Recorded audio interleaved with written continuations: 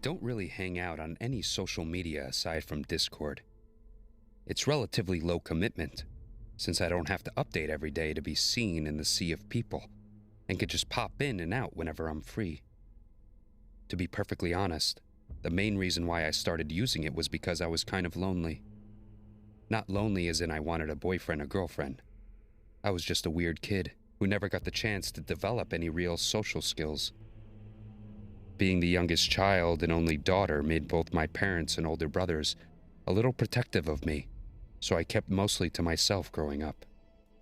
Since I couldn't really make any friends in real life with my parents never allowing me to hang out with anyone after school, I ended up finding solace in the online world instead. I messed around with Facebook and Twitter for a while, but eventually settled on Discord as my go-to place to make friends. There, I was able to pick and choose which servers I'm in, so that I'll always share a common interest with the people there. It makes starting and maintaining conversations a lot easier for someone with niche hobbies like mine. I was in several servers at the same time, and had at least a couple of close friends in all of them. But by far my favorite Discord server was one where players of a certain multiplayer video game can come together to play with each other online. I won't say what video game it was, but it was one of those games where you compete with each other in teams, so I'm always either playing with or against the people on the server. There was this one guy, let's call him Frank, who always made a conscious effort to try to get on my team instead whenever I was on the server. You'd think I'd find it annoying, but 14-year-old me was actually glad that a veteran player like him wanted to be on the same side as a middling at best player like me. I failed to notice some of the red flags early on, how he tried just a little too hard to get my attention in our group voice chat during gaming sessions, or how he would always appear on the server the second I did each day, or even how he asked me some deeply personal questions whenever we were just relaxing in one of the chats. I just assumed that he was trying to be friendly to a newbie player and didn't think much of it.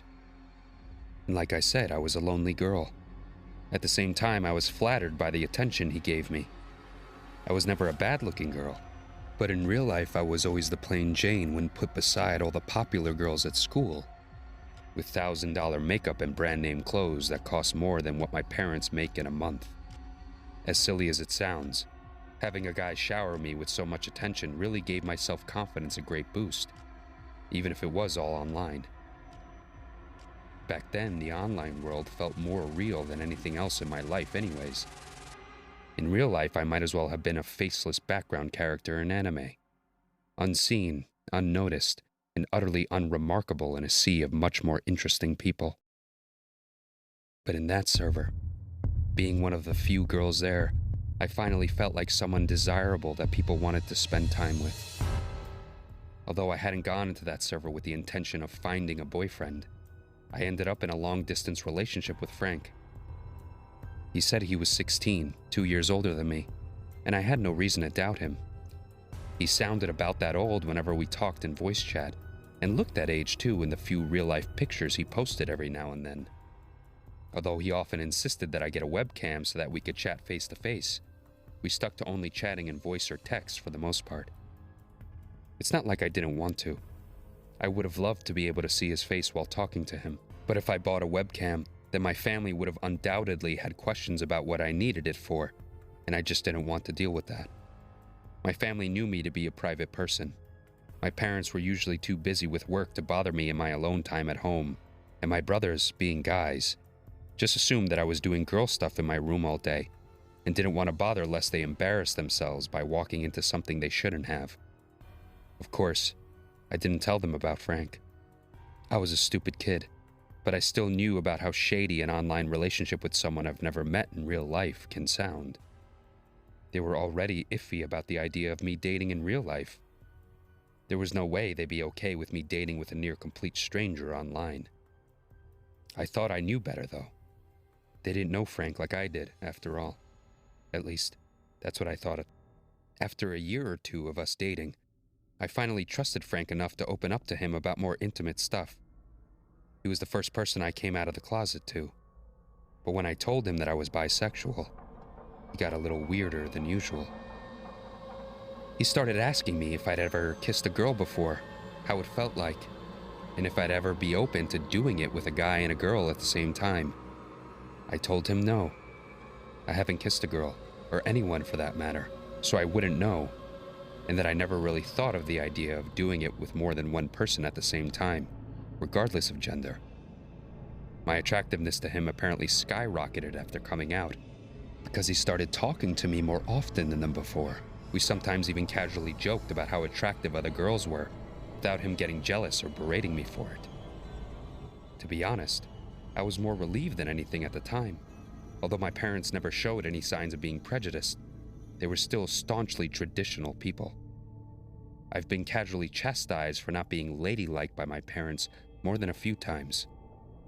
I didn't know what their stances were on people like me, and didn't want to ask for fear of exposing myself. I was so afraid that I wouldn't be accepted for who I am, and to see that the person I was closest to not only didn't mind but actually saw it as a positive made me feel amazing. That feeling didn't last for long, though. We eventually decided to meet up in real life after dating online for about a year. As you can probably guess, dumb young me had no qualms about telling him what state I lived in early on. I insisted that he didn't visit me at my home, though. The excuse I made was that I didn't want him to see how shabby my place was. The real reason was I didn't want my family to see him and find out I had a boyfriend.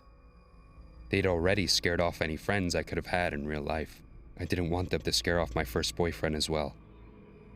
Because of that, I never really told Frank about my family, especially not about my brothers. The only thing I told him was that I still lived with my family, and that was that. I was afraid that he might be intimidated by how protective my parents and 4 older brothers could be. Considering what ended up happening, maybe that probably would have been for the best. I was chatting with Frank on voice call in my room the night after we decided to meet up. He talked about how he was going to rent a car to come and see me. Then, one of my brothers shouted in the other room. It wasn't directed at me, and I can't even remember what it was about anymore. I think it was just a reaction to him seeing his football team score a goal or something. Frank must have heard it, because he immediately went silent on the other end. I froze in my seat. A tense moment passed. Then I decided to finally tell him about my family, hoping that the strength of our relationship was enough for him to not be afraid of them. But before I could get a word out, he started yelling from the other side of the voice call. He called me names that I never thought I'd hear coming from him. I can't remember much of what he said, having been in too much shock and disbelief to fully process most of it. In between his insults, he was demanding to know who the guy in my house was because it sounded way too young to be my dad. I was bawling my eyes out at that point. I couldn't even form the words I needed to explain that it was just my brother through all my involuntary sobbing. 2 of my brothers heard me crying from another room and rushed into my room in a panic, asking what was wrong. Upon seeing the open voice chat, their faces turned red in rage. One of them pulled me away from the computer and comforted me with soothing words while I cried into his shoulder. The other one grabbed the microphone still linked to the voice chat with Frank and told him in no uncertain terms to fuck off and never speak to his little sister ever again. I blocked Frank on Discord and left the server we shared as soon as I could after that. I never heard from him again after that. To think that I knew him for so long without ever seeing that possessive side of him. The thought of how close I was to meeting him without knowing what kind of person he really was sends shivers down my spine. If you like these scary stories, remember to like, share, comment, and subscribe. Anyway, you won't be escaping from the fear zone.